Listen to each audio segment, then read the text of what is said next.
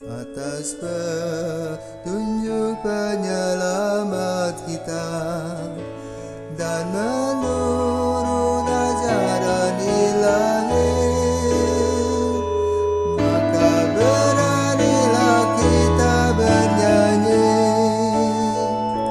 Bapa kami yang ada di surga, dimuliakanlah namamu.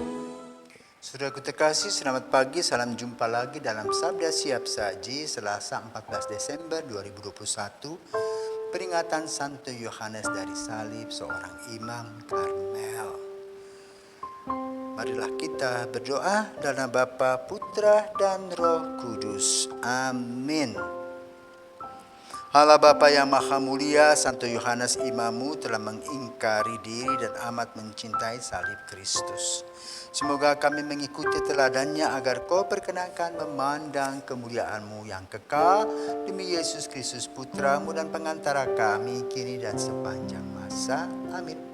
Tuhan bersamamu dan bersama rohmu. Inilah Injil Yesus Kristus menurut Matius.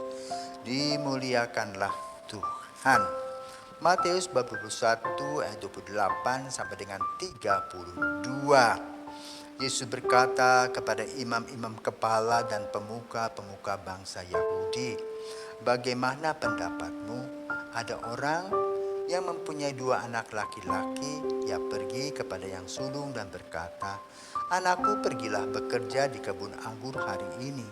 Jawab anak itu, 'Baik, Bapa.' Tetapi ia tidak pergi. Lalu orang itu pergi kepada anaknya yang kedua dan berkata demikian juga. Dan anak itu menjawab, 'Tidak mau.'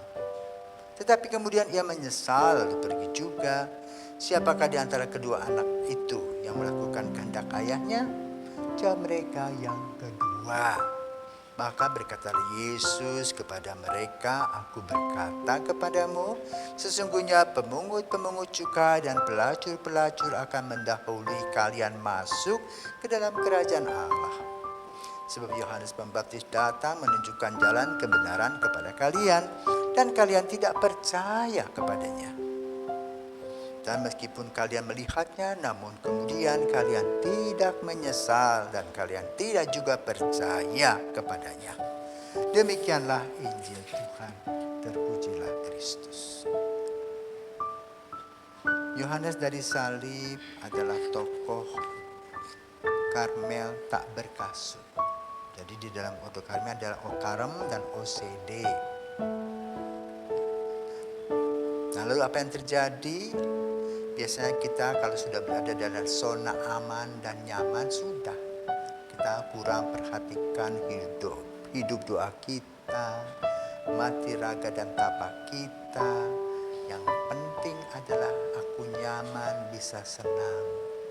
Dan itu terjadi dalam sejarah Ordo Karmel.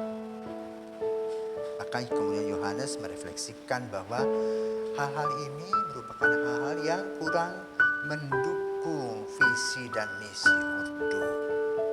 Tentu hal ini berkaitan dengan ulah oknum-oknum tertentu dalam penghayatan. Namun kemudian jadi gelombang yang cukup besar, sehingga terjadilah intrik-intrik dalam Ordo Karmelit. Karena daging, karena manusia, bukan karena Ordo itu sendiri. Oknum-oknum. Bahkan oknum-oknum tersebut membuat Yohanes dipenjarakan. Banyak hal yang dibuat. Tetapi Yohanes dari Salib ini terus jalan, sehingga berpisahlah mereka. Yang satu berkasut, Okarem, yang satu tidak berkasut. Yohanes dari Salib berkarya bersama Santa Teresia dari Avila. Apa yang ditekankan? Kemiskinan, kesederhanaan. Pertanyaan, apakah Ordo Karmel tidak miskin? Sama, sederhana. Hanya soal manajemen.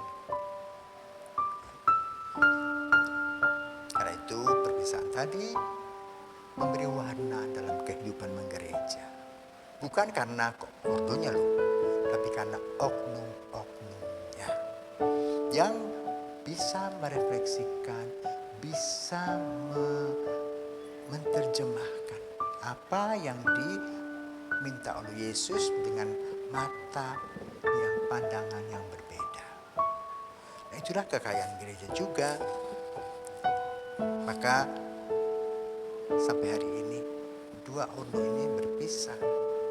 Tapi yang mau diwartakan sama, hidup dalam kesederhanaan dan juga hidup seperti Santa Elia yang begitu banyak karisma-karismanya, bisa mempertobatkan orang.